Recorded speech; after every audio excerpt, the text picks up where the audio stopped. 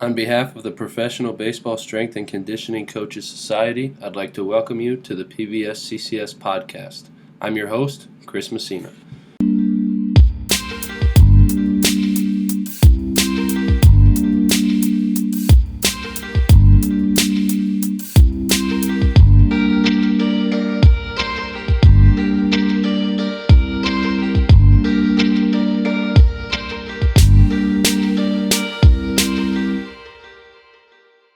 All right, everybody, before we get into this podcast episode, I just want to let you know that today's interview is sponsored by Catapult. Quick message from Catapult. Trusted by the world's best teams, Catapult has the technology you need to make better coaching decisions faster than ever. Catapult solutions, including athlete monitoring and video analysis, help coaching staffs at all levels capture, analyze, plan, and share insights across your team like never before. Visit catapult.com to learn more today. Catapult, unleash potential. So again, just thank you to Catapult for sponsoring this episode. And with that being said, let's get into this interview. All right, everybody, tonight's episode of the podcast is going to be another group episode. I'll have the guys introduce themselves, and then we'll get going. So we'll go Larry first, AJ second, just org, position within the org, and then we'll get going, guys. As you mentioned, Larry Adegoke, strength and conditioning coach with the New York Yankees organization. I am currently at the AAA affiliate in Scranton, Pennsylvania, with the Scranton Rail Riders of the IL, the International League. So AJ Russell, strength and conditioning coach with the San Diego Padres, the AAA affiliate, the El Paso Chihuahuas. Again, like what Larry was saying, just strength and conditioning coach over there with the Pacific Coast League on the other side. Guys, so the theme tonight is going to be Strength and Conditioning Coach of the Year at the AAA level. First and foremost, congrats to you guys for winning. I've said it a million times on the podcast. It's voted on by your peers. So obviously you guys are doing something right. And I think you guys are both multiple time winners. So you're definitely doing something right. So this should be fun. But first, just kind of talk about your path to AAA and, winning the award this year, and then how the steps before kind of helped you to get you ready for this year and put you in a position to succeed. Well, I'd be greatly remiss if I didn't mention the PBSCCS and thanking them and thanking the peers across the league for honoring us with this award. For whatever it's worth, I think it does speak to the work that we've put in prior to this year and this year with our coaching staffs and our players to kind of put something out on the field that represents our organization well. So, congratulations to you as well, AJ. I think for myself, obviously, I started my first year in 2017 with the Performance Science Department of the New York Yankees as an intern. They knew I had a strength and conditioning background. I had been a strength and conditioning intern at Kennesaw State University with the football program with Jim Carizzi. And I was fortunate enough that a position opened up with the strength and conditioning department in 2018. So I transitioned over to the strength and conditioning department from performance science. Super thankful for the opportunity that I got. I learned a lot from the other strength and conditioning coaches that had been in baseball for quite some time that were currently there. So I was super fortunate to be around the group that I was with those first few years. 2020 was my first year. I was supposed to be in AAA in Scranton, obviously COVID year, so it just turned into an alternate site. But even that year it gave everybody a unique experience of what baseball is like, or when baseball's taken away, what life is like, and essentially when life is taken away, what it's like to be just coddled up in your house for months on end. So 2021 was my first year in Scranton. Obviously a unique experience after coming from lower levels, managing obviously personalities, managing players who already had programs, who had been in the big leagues, some for 5, 6, 7, 10 plus years, who already had great routines, that are now finding themselves back in AAA, trying to recreate themselves, recreate the routines, find something new, find a way back to the big leagues, right? So essentially, once you're in AAA, there's obviously guys that are trying to make it up to the big leagues, and there's guys that are trying to make it back to the big leagues. So there's obviously a very, very different dynamic than any other level. So I've been grateful for the opportunity that the Yankees have given me to work at the AAA level with the quality of players that we get, free agents, and the players that come up through the organization. So it's been a great experience for me. And AJ, how about yourself? Yeah, so this is my second organization. I started out with the San Diego Padres. I'm sorry, San Diego Padres. I started out with the Anaheim Angels, 2008. Played a little bit of JUCO in Austin, Texas, and I thought I wanted to be a professional baseball player. Turned out I wanted to be a professional strength and conditioning coach. And so I wish that I would have been a little bit more involved back in college with our athletic department, but it just didn't pan out that way. So started out in Orem, Utah, rookie ball affiliate with the Anaheim Angels. Spent a year there. Then I was promoted to AAA Salt Lake Bees with the Anaheim Angels in the Pacific Coast League. And then back then we didn't have the full-time positions that we're fortunate to have these days. And my coordinator, actually I didn't have a coordinator at the time, so our big league guy, he said, would you like to, there's a full-time position with the San Diego Padres, would you like to apply for it? And I said, I think it's about time I go see the dentist. So that's what I did. And that was 2010. I wound up in Lake Elsinore, California, and it was high A at the time. And the following year, I ended up in Tucson, Arizona with the AAA affiliate. And I've been in AAA since. We moved to El Paso 2014, I believe, was our first year in El Paso, and we're still holding strong over here. So you've been in AAA in two different orgs then, AJ. Correct. So you've seen a lot then. Yeah, not in the IL though. So it's a different ball game on that other side. Just like that would be coming on over here to the Pacific Coast League. But at the same time, like what you said, Chris, there's differences within each organization, within each league as well, and it's one of those challenges that it's madness, but at the same time, it's one of those things I just really enjoy though. So did the travel and everything get easier then in the PCL? I did the IL as well, like Larry, and we never had we had one or two day of flights and then play that night, where I had heard from guys that played in the PCL, they're like, dude, we would do this every other week. Did it get easier now with the new schedule and everything? Yeah, it's completely different. We got Mondays off. It's a travel day. The equipment gets shipped before. I don't know. I guess you can call me a little old school, but through the trials and the tribulations of the travel day and seeing everybody with a lack of sleep and just things of that nature, it's definitely a lot easier. Do you get used to it? You don't really ever get used to the travel, but at the same time, it's one of those challenges that just seeing a 4 o'clock wake up and being at the airport at 4:30, it's not one of those things that you can always just get prepared for. That was one of the things that I had said this year with some of our guys is they had every Monday off. So the most games they played in a row was 6. And we had 4 different stretches this year where we played 16 or more games in a row. And I was like, that the one thing with the older schedule is you played a lot of games in a row. There wasn't a lot of off days. And then even when you had an off day, it kind of didn't fall on a good travel situation. So I would say that's probably one of the differences this year compared to when I was in AAA in 2019 was just, I remember we had a 10-day stretch where it was 4 different cities. I think we had a couple double headers mixed in. There was night game into a kids day the next day. There was just a lot of different grinder stuff that you might not get as much of now, which some of that is good, some of that is bad, right? I'm probably a little more old school as well. I kind of sometimes guys having to work through some difficult situations. But in terms of just you guys have seen some stuff now, Larry, I know you've been in the Appy League and there's things going on there too. And just through your years, what advice do you have for others that are looking to be successful, specifically at the affiliates? Are there any tricks of the trade that are kind of helping you just manage the day-to-day, manage the long season, the travel, just any advice that you have?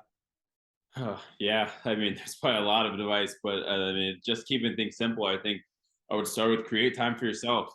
At the beginning of the day, go over some personal objectives you have for yourself. Maybe it's objectives you have for your athletes. Create a list. Keep yourself organized. I think just managing your day is the most important part. I know that's a bit of a cliche, but I think it's one of those things that goes unsaid. You're just like, oh, like I know what we got today. Write it down, and go over at the beginning of the day and be like, these are the things that I need to accomplish. And these are the things, I mean, essentially this list is helping you keep yourself honest and be honest to yourself. Once you're honest with yourself, you're going to see, market improvements in the things you can accomplish over the course of a day when you're honest to yourself and not just kind of overlooking maybe some of the little things or some of the things that are not at the top of your hierarchy. I think it's just being honest with yourself and managing your day is super important. I think another thing that I'd be remiss if I didn't mention is just having genuine conversations with your athletes, with your staff. I think just building some real relationships, true relationships with your coaching staff and your players, it goes a long, long way. Whether people are going through tough times or in regard to injury. And if you don't, and I think that's something too, is like when athletes are experiencing, injuries or unusual soreness or things like that, they're probably less inclined to have these kind of conversations with you if you don't have a real relationship with them, right? They're probably going to hold out until it's like almost unplayable, right? I think when you have these true, genuine relationships with players, it kind of opens, you have that open door policy. It kind of keeps things loose. And it's like, hey, I've kind of been doing this, kind of been doing that. I've been feeling this. What do you think about it? And I think obviously I'm a licensed massage therapist as well. So I think that kind of helps me too when guys are like, oh, like, what do you think about this? Can you feel around here? And is there anything we can do to kind of address this area? Having a good relationship with players kind of really, really opens things up. And I mean, has that true open door policy where guys will come in and be like, hey, like, this is what I got for you, Larry, I'm just going to say ditto. Larry, that was awesome, man. I take a page out of my book on that one. No, as far as advice, I think what you're talking about time management, writing things down, making sure that you're well prepared, genuine conversations, be genuine, have intent. These are all things that you need to be not just successful within this game, but then within the game of life as well. I think as well as like setting aside time for yourself, whether it's like going to the gym early in the morning before everybody else gets there, if that's your thing, or whether it's going out for a hike or grabbing coffee or doing whatever you need to do, but whatever it is that you can separate from your daily life, your daily schedule of life of baseball and the grind of baseball, then that's one thing that you really need to do. Because taking care of yourself, man. If you can't take care of yourself, then how are you supposed to take care of others? But as far as advice, I just like what you guys are saying, what we said already. I think that just goes a long way, making sure that you're taking care of business, so that everything that the day rolls around and you got no missing ends. And I think that just being prepared for whatever else might come your way, then you're gonna be good for not just for that day, but for the rest of the week or the rest of the series and the season. Yeah, I would agree with you guys. That's kind of how we have it. Our head guy and myself, at the end of every game, we sit down, we go over the day, we go over the plan for the following day, any potential rehabs, anything that's going to come up, where we see things that we might catch a snag, and just we're prepared for the day, we're prepared for the week, we're prepared for the road trip, whatever it is. And then it just makes the ability to adjust a little bit easier. And then Larry, like you said, finding time for yourself, both of you guys mentioned, is just whatever it is that you like to do. I think you have to do that during the season. And sometimes you get so caught up in, I have to be there, I have to do this, I have to do this. And then it's like, man, you've gone 2 weeks without like taking time to yourself. And you're like, you're looking forward to that off day. And it's like, no, we got 10 more games in a row, right? And it's like, you don't get an off day. Like, you have to find those moments where, like you said, AJ, maybe it's going for a hike or even just getting a cup of coffee, or, one of the things in the big leagues is you go to a lot of great cities, like just wake up early and walk around the city, or, even if it's late after the game and you just go walk around a little bit, like just taking some time for yourself and clearing your mind and making sure that you're keeping the main things. I think those are all really beneficial. Yeah. It's crazy how much clarity you get from doing things that you truly enjoy. on your Yes. own and creating some of this personal time. I mean, and honestly, it makes your rest of your day more efficient. Instead of wishing that, oh, I wish I had more time to do this, do that. Like, you knock that stuff out in the beginning of the day, so the rest of your day, you're like, okay, great. I feel so good about like that. I accomplished all these personal things, and now I can accomplish these professional things now. So I mean, it just makes your day way more efficient, and just I don't know, it's way better. Sure. Yeah, 100%. I told my wife today I like hate the off season because I don't have any baseball or work, and I feel like I'm not doing a lot. And she's like, Mhm. I'm gonna try to not take that personal, and hopefully you just mean the work and not like the time with me. And I'm like, no, it's all like we went and played roller hockey the other day. Like, I value a lot of that time and finding time away, but at the same time, like, you get so caught up in the grind and it just sucks us all. I think, like, you have to find that balance sometimes and really like take a step back and be like, hey, I need to appreciate this time too. So I'm right there with you guys. Yep. How about specifically keys that helped you to find success? I know we're talking about time for ourselves and all of that stuff, but how about once you're at the ballpark, like what are you doing that's just making you stand out from the rest? AJ, have at it. I don't know if I'm standing out, but I think one of the things that I really just enjoy is just having that conversation. Having the ability to collaborate. It's one of those buzzwords that we have: collaboration, collaboration, collaboration. But at the end of the day, though, if you're just talking, that's collaboration. You know, if if I see something from the night before, then with one of our hitters or one of our pitchers, and I'll go talk to those skill coaches, and I'll say, hey, what's going on with this guy? What are you seeing? And just thinking, just having that open dialogue with not just your trainers, but your skill coaches and everybody else that's within your family at the field. It's just one of those things that you just need to, as we say, leave your ego at the door. It's just we got one common goal, and is to get these guys better and get them to the big leagues, and that's what it is. So I think as far as standing out, it's just being real, having that conversation, and making sure that the floor is always open. For sure. Spot on. I agree with that 100%. Fortunately, the players and the staff are making me look better than I am. But I think surrounding yourself with good people, that's that. I mean, I truly lean on my staff a ton during the season. And their expertise in their realms and their sectors and their areas about what they're seeing with guys, and some of the things they're seeing when they're doing their skill work. Obviously, we're the people who see almost every single player every single day and talk to every single player every single day from both the hitting and pitching staff. But the behaviors that they exhibit when they're with their skill coaches are important as well. So it's super important to lean on those coaches for their information, see what they're seeing. If there's any patterns that are changing over the course of the season, are they becoming more fit? Are they getting better for either way? Are they getting better? Are they getting worse? Is something changing in their movement quality? I think for me, it's similar to what you said, AJ. It's just paying attention, having some honest conversations with the athletes over the course of the season, and be willing to help, make yourself open, willing to help. That's I would attribute success to simply that. It's just be willing and being open to help the athletes to do what they need to do to get to the next level.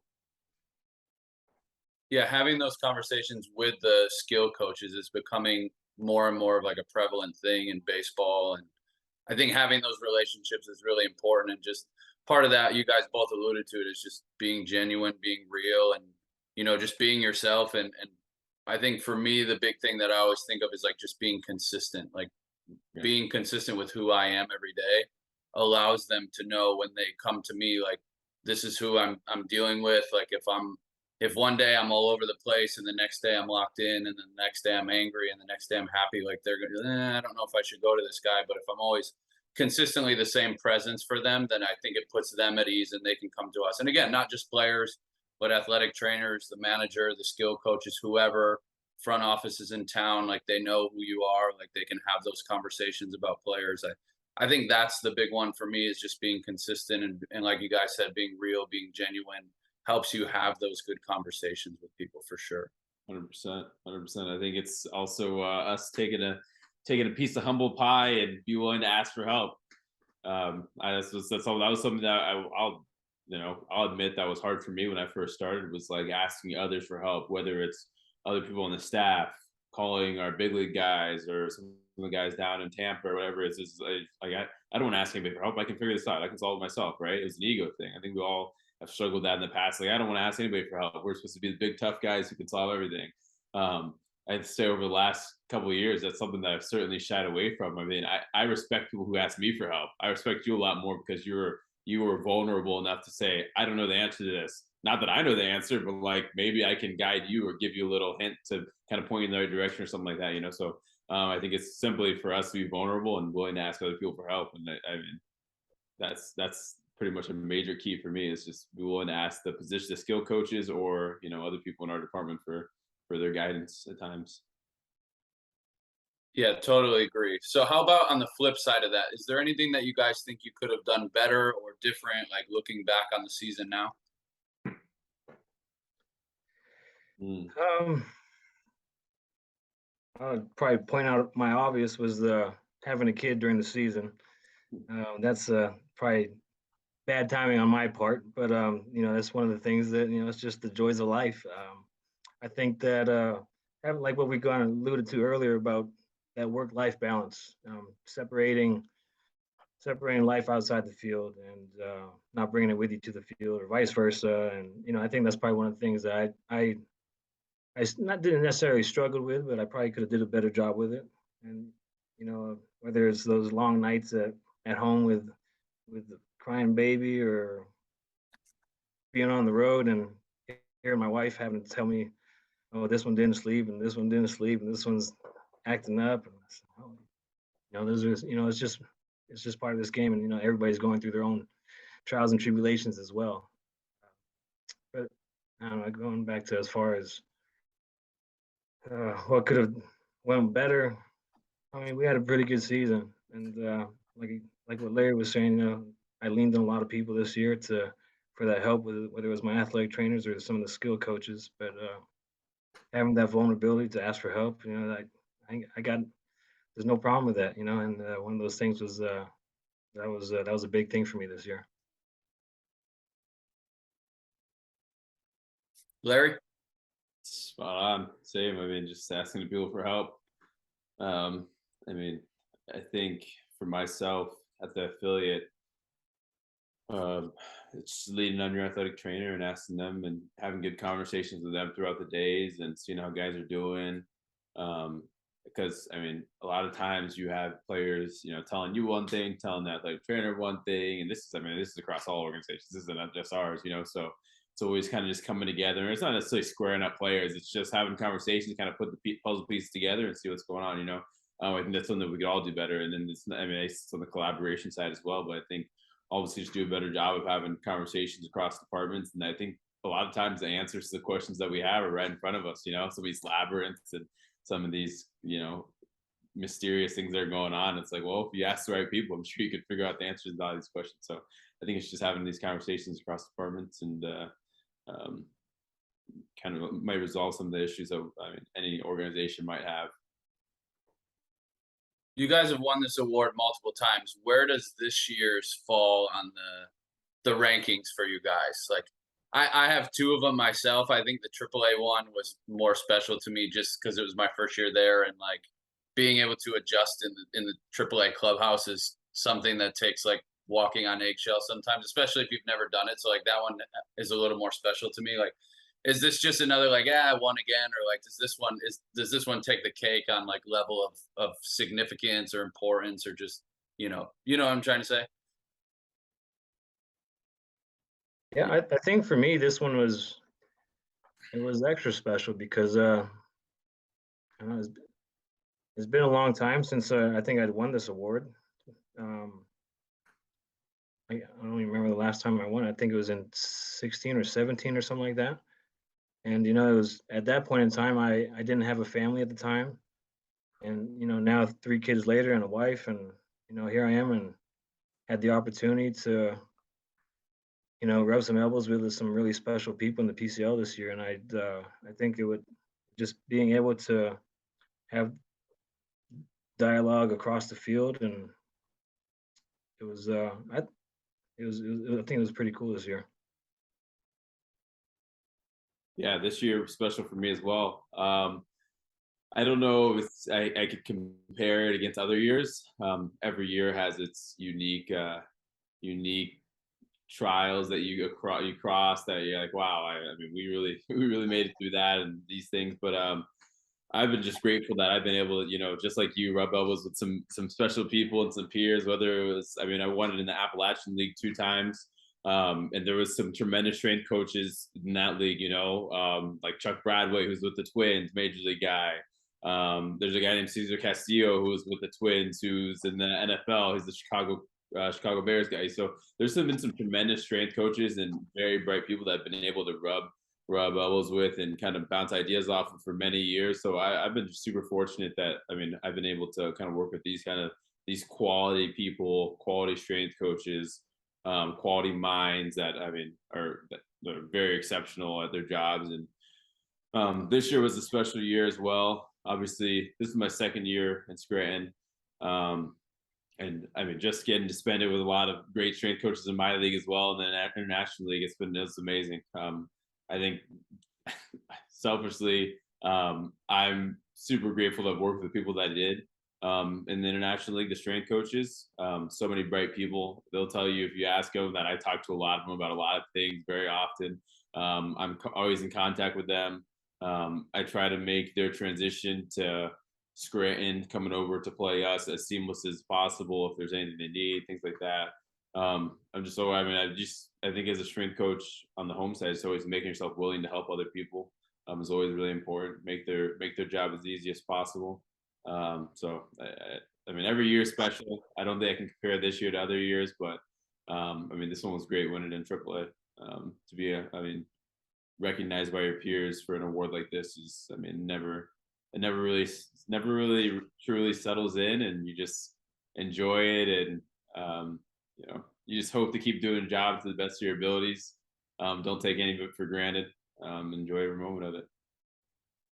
Yeah, and you guys should not sell yourself short either. I'm sure the guys on the other side of the field are saying the same things about you guys. So that shouldn't be passed over here. Like, we need to recognize. Obviously, you guys won the award. Like, you guys are doing things at a high level too, and I'm sure other people feel that way. Obviously, they do. They voted for you guys. So, what are you guys going to do or work on this off season, just goals wise or continuing ed? Anything to just get you prepared for this upcoming season to maybe defend your defend your title, so to speak. I think for me, I got my manual therapy license. I think it's just exploring other modalities with that, doing some CEUs, different techniques. I'm definitely on the side of things where, I mean, and this is not a knock on anybody who just has, some different certifications. For me, I truly try to find courses and certifications that I think will benefit and add value to myself and to what I have to offer the players. Like, what can I go explore this off season that'll enhance my job, enhance my capabilities to provide more for the athletes that I'm working with next year. And I think that's kind of a rabbit hole that I've been down, and it's the manual therapy side of things, and that's something I think has a ton of benefit and a ton of carryover to performance for the athletes, the soft tissue work. So that's something that I'm definitely going to explore a ton of. And I think something that I've kind of since COVID year, this is something that I've held myself accountable with, thankfully, is just going back to the basics every off season. I mean, this sounds super rudimentary, and people will be like, what is this guy talking about? Just going over your anatomy and physiology books, the ones that we all have that we, took in undergrad, graduate school, the ones that we passed our CSCS. Go over those books again. You wouldn't believe how much of this stuff that you just forget about or could really spark something in your brain that could help you in the future. So it's going back to the basics of the old stuff, and also obviously exploring some of the new research that's out there. Obviously, because we're in a field that's always evolving. So I think it's important to kind of look some of that new research that's come out that we don't really get to look at during the season because we're so busy. Some of these new papers that are coming out, but there's always some really, really profound and dynamic stuff that's coming out in the field now that, could truly help all of us with the work that we do with our athletes. That's awesome, Larry. I'm kind of in the same boat as you as well. I'm a manual therapist as well, and I got that a couple years ago. But I think going into this off season as well is just sharpening that knife a little bit more and refining those skills as a manual therapist. Taking other con ed some other con ed courses to make sure that I am going down the right rabbit hole, if you will. Um, um, Supposed to be getting into some. There's a gentleman by the name of Thomas Wells. He's got a integrated muscle testing and palpation course, and some of the things that this guy does, he just works wonders. And going back to what you were saying, just trying to add more value to not just myself, but how can I add value to the organization? Keep kind of keep the fire burning. Had a had a guy once tell me, you keep reading, keep studying, and you look up and you're just a little further away along. You look down a little bit more, you keep reading, you keep studying, and look up, you're just a little further away along again. And it's one of the things that it's kind of stuck with me along the years, and it's kind of stick to it now. Yeah, it's awesome for both of you guys. And to Larry's point, just reading some of the older books that you've kind of you've gone through over the years, like as you gain experience, I think you might look at those through a different light too, right? Like I have certain books that I read every year, and every year that I read them, I just have a different perspective because I'm another year older, wiser, everything like that. And sometimes those things don't pop out at you right away when you read it, and then you gain that experience and then you have a different light. So going back to those basics, I think is really important. And then AJ, to your point, just continuing to learn, continuing to read. Like you said, you put your nose to the grindstone and you look up, and before you know it, you're somewhere new, and then you put your nose down and you pick it back up, and you just keep going. And I think those are the best strength coaches, the best, really, just in general, like the people that are going to succeed in life, just constantly willing to learn, just being open-minded to new things, and trying to provide value to the org and to the players. And obviously you guys are doing that. Again, I keep harping on it, but you've won multiple times, and you can tell just by listening to you guys that you're well educated. You really do care about the players and your staff and everything, and just you're both just good guys. You're just genuinely good people, and I think that's a big thing that goes a long way in those AAA clubhouses, is just being a good person and being somebody that people feel comfortable approaching. And you guys both have that. So for me, this has been a fun talk. And before we sign off, just any last things that we need to cover here, anything that we might have missed, any final words, and then I'll let you guys go and enjoy your night. I don't know if anybody's actually told you this on this podcast, but you're doing a rock star job with this podcast. I tune in regularly and listen to the other coaches talk about their experiences and things that they've gone through. Hear you kind of talk about your experiences as well. I think you're doing an incredible job, and this podcast is truly a good resource and asset to anybody who aspires to be a strength and conditioning coach, whether it's professional baseball or across other professions. I think this is a great resource, so you understand the ins and outs of the day in and day outs of professional sports and life with athletes. I wish before I had joined professional baseball in 2017, I had listened to this podcast. I feel like I'd be a rock star strength coach just hearing all of you guys talk and all these bright minds. I feel like I know how to do everything already. So I think you're doing an amazing job with this podcast, and keep it going. I mean, I look forward to new episodes that come out all the time, and the great coaches that are jumping on this podcast. And I think you're doing it's a tremendous resource for everybody in the field. So thank you for having us on the podcast. Yeah, thanks, Chris. Thanks, Larry, for joining me on this as well. And Chris, this is one of those things on these podcasts. It's pretty cool.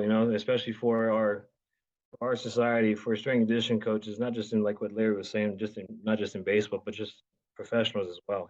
It's really cool that you have the ability to keep pushing the envelope with these podcasts.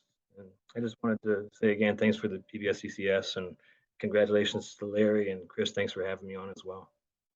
Appreciate the kind word, guys, and appreciate all the insights here. And we'll be talking soon. And in the meantime, enjoy your off season, and it'll be here before you know it. All right, everybody, that's going to conclude our episode with Larry and AJ. I hope you enjoyed this one. As I mentioned multiple times, they were both Strength Coach of the Year in their respective AAA leagues. And so I thought this would be a really good episode for us to have. And, success leaves clues, and talking with people who are successful is just going to help you with your own endeavor. So 3 things that I took from the guys in this episode: find ways to make time for yourself, understand the common goal of the group, leave your ego at the door, and don't be afraid to ask for help, and take time to refresh yourself on the basics. One other thing before we sign off here, just another shout out to our sponsor for the episode, Catapult. Go to Catapult, CATAPULT.com for more information on what they have to offer. With that being said, I hope you enjoyed this episode, and we'll talk to you again on the next one.